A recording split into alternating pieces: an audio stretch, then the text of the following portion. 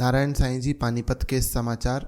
गत 26 मई को Panipat session court में श्री अमित गर्ग जी की कोर्ट में सुनवाई हुई, जिसमें नारायण साईं जी की तरफ से वकील श्री धर्मेंद्र मिश्रा जी व उनके सहयोगी प्रत्युष कुमार यादव जी पेश हुए तथा आरोपी निशांत घनघस, कार्तिक, नीरज व अन्य आरोपियों की तरफ से अलग अलग वकील पेश हुए।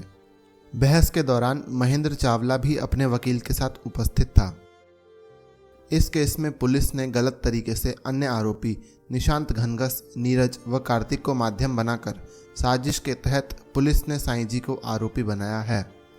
कार्तिक, निशांत एवं नीरज के वकीलों ने पिछली हियरिंग की तरह इस बार भी कार्तिक और नीरज पर आर्म्स एक्ट के तहत चार्ज फ्रेम करने की पुनः सहमति दी और सप्लीमेंट्री चार्जशीट पर अपना कोई पक्ष नहीं रखा और महेंद्र चावला की गवाही शुरू किए जाने पर भी अपना पक्ष नहीं रखा। यानी उनके वकीलों का यही प्रयास है कि चार्जशीट में पुलिस द्वारा लगाई गई आर्म्स एक्ट एवं अन्य धारा के तहत आरोप तय की प्रक्रिया को पूरा कर महेंद्र चावला की गवाही कराकर केस की प्रक्रिया को आगे चलाया जाए।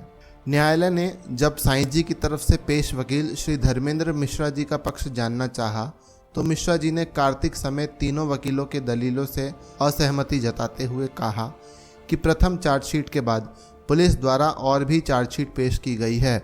जब तक जज साहब द्वारा पुलिस द्वारा पेश की गई सप्लीमेंट्री चार्जशीट पर संज्ञान नहीं लिया जाता है, तब तक चार्ज फ्रेम की कार्रवाई को आगे बढ़ाना कानून संगत व न्याय संगत कैसे माना जा सकता है, क्योंकि कार्तिक आदि पर चार्जशीट पर आरोप तय होने से मेरे मुवक्किल नारायण साईं जी पर सीधा बुरा असर पड़ेगा।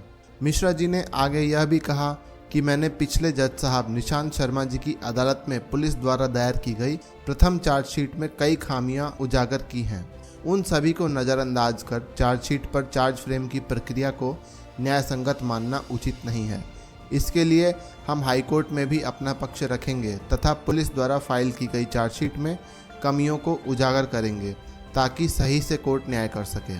अपने दलीलों में आगे धर्मेंद्र मिश्रा जी ने यह भी तर्क रखा कि मौका वारदात के साक्ष्यों के मूवमेंट को देखने से ये भी लगता है कि महेंद्र चावला पर गोली चली ही नहीं। जब गोली चली ही नहीं तब आर्म्स एक्ट कैसे लग सकता है?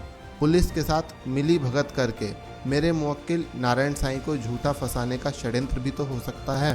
प्रखर अधिवक्ता धर्मेंद्र मिश्रा जी ने कहा कि मेरे लिए अपने ही पक्ष निशांत, कार्तिक एवं नीरज के वकील का रवैया आश्चर्यजनक है।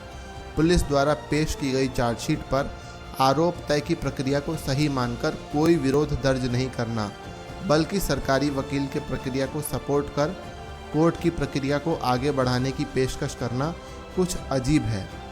इस प्रकार बहस लगभग 1 घंटे तक चली। मिश्रा जी द्वारा जज साहब के समक्ष उठाए गए मुद्दों पर सहमति जताते हुए और उन विषयों पर बहस सुनने के लिए अगली तारीख 17 जुलाई 2023 की दी है। धन्यवाद। हरिओम।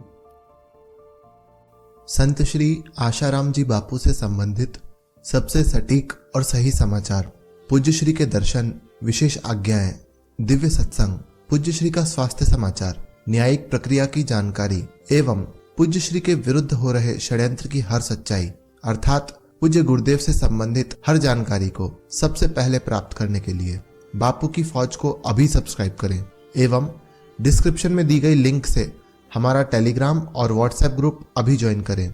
धन्यवाद। हरिओम।